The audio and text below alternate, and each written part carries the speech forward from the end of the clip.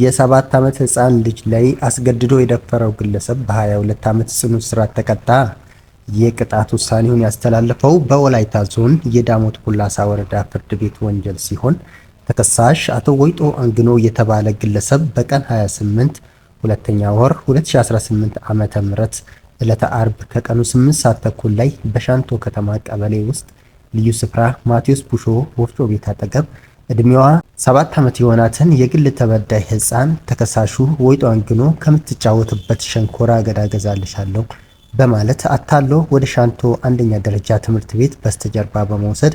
ባህር ዛፍ ውስጥ በማስገባት የግብረ ስጋ ግንኙነት ሲፈጽም ሰዎች ደርሰው እጅ ከፍንጅ መያዙን የአቃቢ ሕግ ሰነድ ማስረጃ ያመለክታል። የሻንቶ ከተማ ፖሊስ ጽሕፈት ቤት የሴቶችና ሕፃናት ጉዳዮችን ከምትመረምር ፖሊስና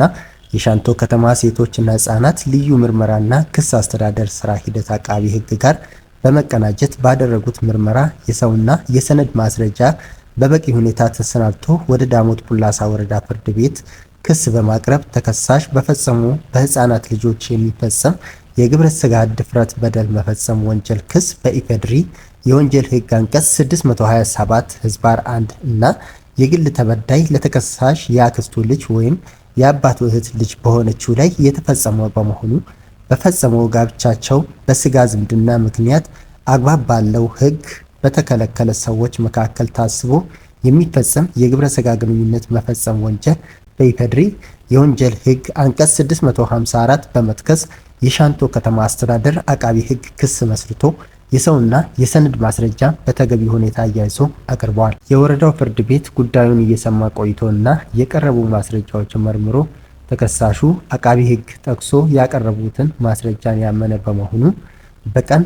3ኛ ወር 2018 ዓ.ም በዋለው የወንጀል ችሎት የጥፋተኝነት ፍርድ ተላልፎበታል። ፍርድ ቤቱ የግራ ቀኙን የቅጣት አስተያየት ከግምት ውስጥ በማስገባት ግል ተበዳይን የጤና ሁኔታ ደህና መሆኑን ከግምት ውስጥ በማስገባት ተከሳሹን በተከሰሰበት በሁለቱም ወንጀል ጥፋተኛ ነው በማለት በ22 ዓመት ጽኑ እስራት እንዲቀጣም ወስኗል።